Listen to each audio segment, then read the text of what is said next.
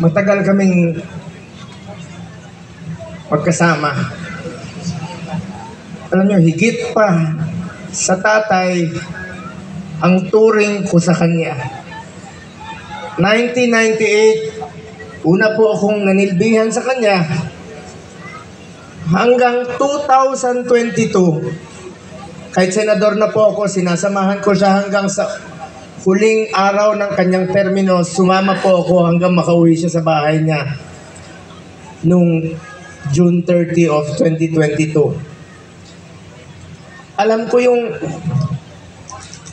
hirap na niya. Halos hindi na nga makasuot ng medyas. Sinong magme-medyas sa kanya doon? Kaya nga, nagurid talaga kami. Iyak ako ng iyak. Yung sinabi ko sa kanya. Wala talagang, wala mag-alaga kita. Alam nyo, nakausap ko kaninang madaling araw si Attorney Mijaldea pagkatapos ng hearing nila at saka si Ma'am Hanilet. Kaya siya ganon siya magsalita. Kaya nga. Dalawang dahilan, maaaring nag-a-adjust sa oras, at ang pinakamasakit sa lahat, yung sinabi sa akin ni Attorney Mijaldea na hindi binibigay sa kanya yung gamot niya. Lo, grabe! Ay, hindi pwede yan! Alam niyo ba? Hindi nga niya alam kung ano yung gamot na iniinom niya. Binibigay sa kanya ng nurse niya. Hindi nga pwede yan! Kaya pala ganun ang salita! Anong gusto nilang gawin kay Tatay Digong? Sana patayin! Kung kaya nilang ipadala si Tatay Digong doon, gawan nyo ng paraan. Paano siya ibalik dito?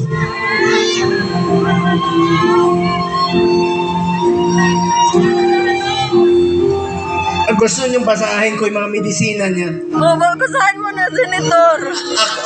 Basahin niyo po.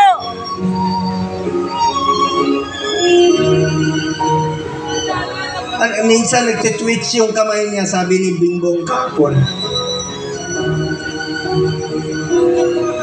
Hindi kami makapantay pag nandun siya. Hindi kami, iyak na kami ng iyak. Kaya sa lahat ng mga politiko na nakinabang kayo sa panahon na pinansin kayo ni Tatay Digong. 6 na taon kayong pinansin ni Tatay Digong.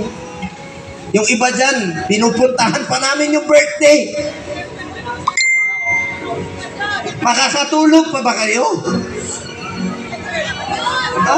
Tulungan nyo naman si Tatay Digong. Iwan ko kung may konsensya sila. Kung may konsensya sila. Alam nyo, grabe sila. hindi naman tatakas si Tatay Digong. Nung Sabado, maraming nagpapayo sa kanya. Kami, sinabihan namin, Tatay Digong, magpaliban mo muna. Magpaliban mo muna yung pagpapauwi mo rito. Alam ni Ma'am Hanilet yun, alam ni Iyes yun, alam ng mga kasama niya. Dahil meron na pong threat sa kalusugan niya, sa buhay niya. Hindi natin alam eh.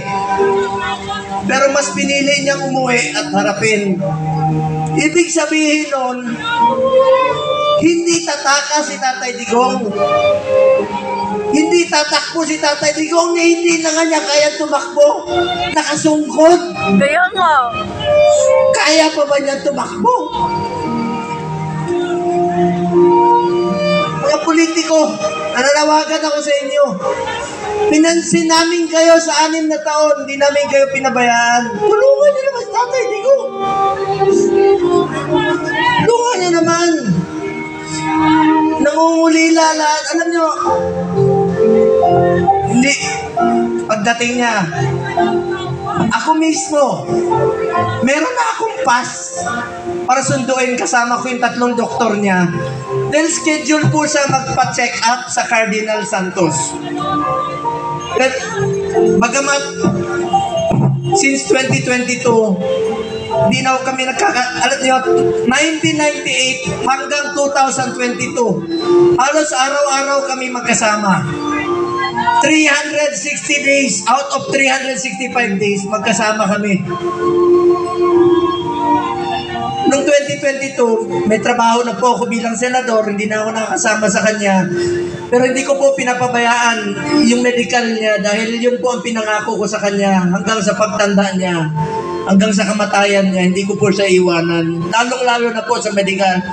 Alam niyo, nakaraang 4 na buwan, monthly siya nagpapa-check up. Yung dinidrip po siya. You may check with the doctors. I-check niya sa hospital. Sinasamahan ko siya doon. Dinidrip siya para umaba ang kanyang buhay. Scheduled siya March 12. Pero ngayon, pati gamot ipagkakait. Sinong mananagot niyan pag may nangyari kay Tatay Digong? Ano? Udas! Udas!